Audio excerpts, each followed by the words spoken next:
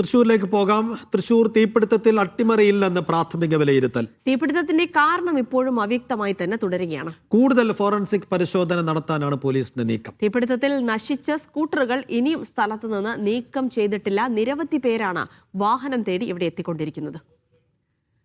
നടരാജ് പരശുരാം വിവരങ്ങൾ നൽകും. നടരാജ്, തീപിടുത്തത്തിന്റെ കാരണം ഇതുവരെ വ്യക്തമായിട്ടില്ലെങ്കിലും അട്ടിമറിയല്ല എന്നൊരു നിഗമനത്തിലേക്ക് എത്തിച്ചേർന്നിരിക്കുന്നു. ഇനി ഈ വാഹനം, അവിടെ പല ആളുകളുടെയും വാഹനം നശിച്ചു പോയിട്ടുണ്ട്. അപ്പോൾ അവർക്കൊക്കെ ഏതെങ്കിലും തരത്തിലുള്ള മതിയായ ഒരു നഷ്ടപരിഹാരം നൽകാൻ സാധിക്കുമോ? അല്ലെങ്കിൽ വാഹനങ്ങൾ തേടിയെത്തുന്നവരുടെ നിലവിലെ അവസ്ഥ എന്തൊക്കെയാണ്? അവിടെ നിന്നുള്ള വിവരങ്ങൾ എന്തൊക്കെ?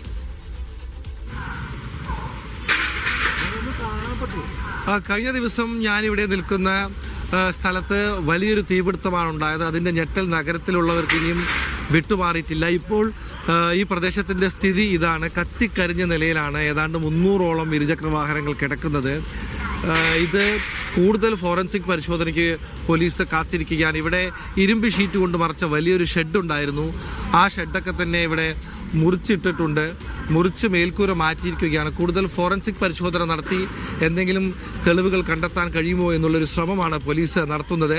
നിലവിൽ പ്രാഥമിക പരിശോധനയിൽ അട്ടിമറിയുടെ ഒരു സാധ്യതയും അന്വേഷണ സംഘം കാണുന്നില്ല. കാരണം അത് സംബന്ധിച്ചൊരു സ്ഫോടക വസ്തുവിൻ്റെ സാന്നിധ്യമൊന്നും ഇതുവരെ ലഭിച്ച സാമ്പിളുകളിൽ കിട്ടിയിട്ടില്ല. ഇവിടെ പാചകത്തിനോ മറ്റ് സൗകര്യത്തിനോ ഇന്ധനങ്ങൾ വലതും സൂക്ഷിച്ചിരുന്നോ എന്ന കാര്യമൊക്കെ തന്നെ പോലീസ് പരിശോധിച്ച് വരികയാണ്. ഇതുവരെ അത് സംബന്ധിച്ച സൂചനകൾ നടന്നിട്ടില്ല. കൂടുതൽ ഫോറൻസിക് പരിശോധനകൾക്ക് വേണ്ടിയാണ് ഇപ്പോൾ മേൽക്കൂരയൊക്കെ തന്നെ മുറിച്ചു മാറ്റിയിരിക്കുന്നത്. കൂടുതൽ പരിശോധന നടത്തിയതിനു ശേഷമാകും ഇക്കാര്യത്തിലൊരു കൺക്ലൂഷൻ ഉണ്ടാവുക. എന്തായാലും പോലീസിൽ നിന്നും സർക്കാർ റിപ്പോർട്ട് തേടിയിട്ടുണ്ട്. ഇതുവരെ റിപ്പോർട്ട് സമർപ്പിച്ചിട്ടില്ല. ഇന്നോ നാളെയോ ആയിട്ട് ഇത് സംബന്ധിച്ചൊരു പ്രാഥമിക റിപ്പോർട്ട് അന്വേഷണ സംഘം സമർപ്പിക്കും. നിരവധി ആളുകളാണ് അവരുടെ വാഹനം നോക്കാനായി ഇവിടെ എത്തുന്നത്. നിരവധി പേര് ഇവിടെ കൂടി നിൽക്കുന്നുണ്ട്. നമ്മുടെ സമീപത്ത് ഒരാളുണ്ട്. നിങ്ങൾ വാഹനം വെച്ചിരുന്നു ഇവിടെ? അതെ അതെ, ഞാൻ 30-ാം തീയതി വെച്ചത്. ഹോണ്ട ഷൈൻ. എവിടെ വെച്ചത്? അതിനെ കുറിച്ച് എന്തെങ്കിലും ഐഡിയ? അത് അങ്ങറ്റാണ് വെച്ചത്. പക്ഷെ എനിക്കിപ്പോൾ ഇത് കത്തിയതായതുകൊണ്ട് കറക്റ്റായിട്ടൊരു ചിത്രം കിട്ടുന്നില്ല.